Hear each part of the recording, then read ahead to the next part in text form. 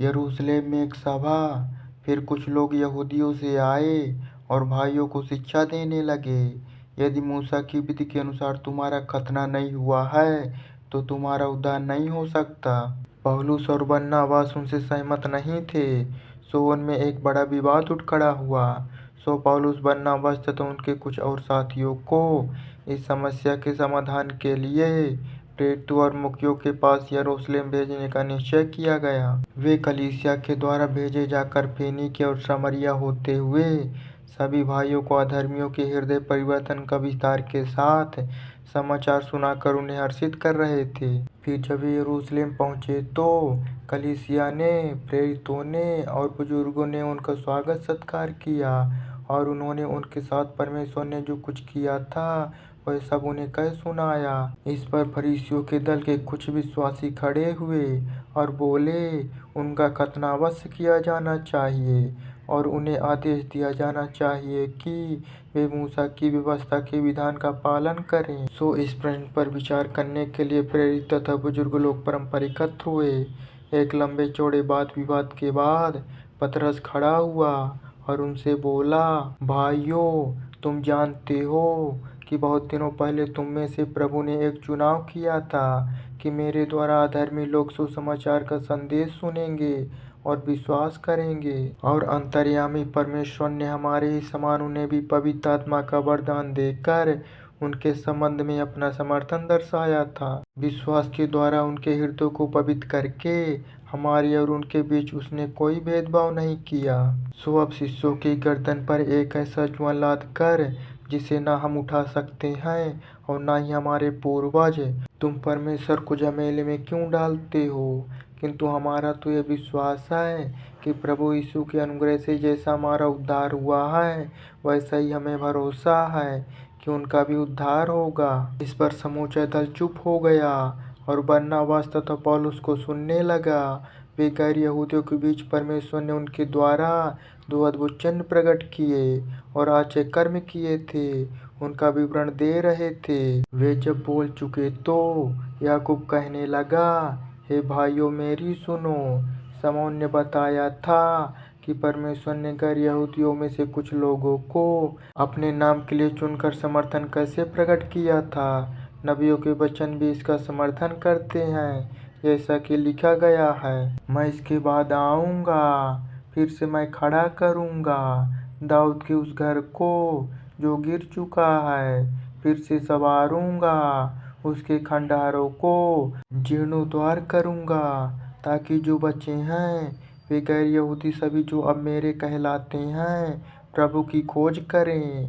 यह बात वही प्रभु कहता है जो युग युग से इन बातों को प्रकट करता रहा है। इस प्रकार मेरा यह निर्णय है कि हमें उन लोगों को जो गैर यहूदी होते हुए भी परमेश्वर की ओर मुड़े हैं सताना नहीं चाहिए, बल्कि हमें तो उनके पास लिख भेजना चाहिए कि मूर्तियों पर चढ़ाया गया भोजन तुम्हें नहीं लेना चाहिए और व्यभिचार से बचे रहें, गला घोंट कर मारे गए किसी भी पशु का मांस खाने से बचें और लहू को कभी न खाएं। अनादिकाल से मूसा की व्यवस्था के विधान का पाठ करने वाले नगर नगर में पाए जाते रहे हैं। हर सप्ताह के दिन मूसा की व्यवस्था के विधान का आराधनालयों में पाठ होता रहा है।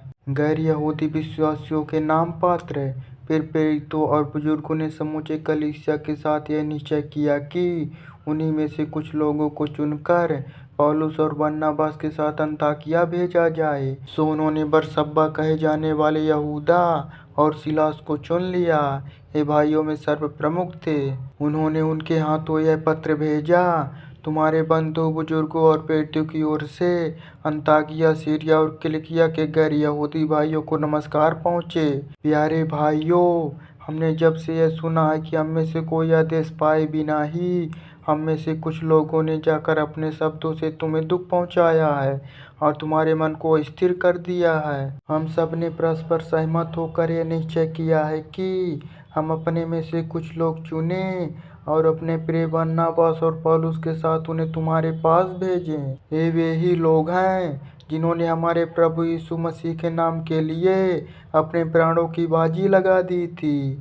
हम यहूदा और सिलास को भेज रहे हैं, वे तुम्हें अपने मुंह से इन बातों को बताएंगे। पवित्र आत्मा को, और हमें यही उचित जान पड़ा है कि तुम पर इन आवश्यक बातों के अतिरिक्त और किसी बात का बोझ ना डाला जाए। मूर्तियों पर चढ़ाया गया भोजन नहीं लेना चाहिए। गला घोंट कर मारे गए किसी भी पशु का मांस खाने से बचें और लहू को कभी ना खाएं। व्यभिचार से बचे रहो। यदि तुमने अपने आप को इन बातों से बचाए रखा तो तुम्हारा कल्याण होगा। अच्छा विदा। इस प्रकार उन्हें विदा कर दिया गया और वे अन्ताकिया जा पहुँचे। वहाँ उन्होंने धर्म सभा बुलाई और उन्हें वह पत्र दे दिया। पत्र पढ़कर जो प्रोत्साहन उन्हें मिला उस पर उन्होंने आनंद मनाया। यहूदा और सिलास ने, जो स्वामी दोनों नबी थे, भाइयों के सामने उन्हें उत्साहित करते हुए और दृढ़ता प्रदान करते हुए एक लंबा प्रवचन किया। वहाँ कुछ समय बिताने के बाद भाइयों ने उन्हें शांतिपूर्वक उन्हीं के पास लौट जाने को विदा किया जिन्होंने उन्हें भेजा था। पौलुस तथा बरनबास ने अन्ताकिया में कुछ समय बिताया।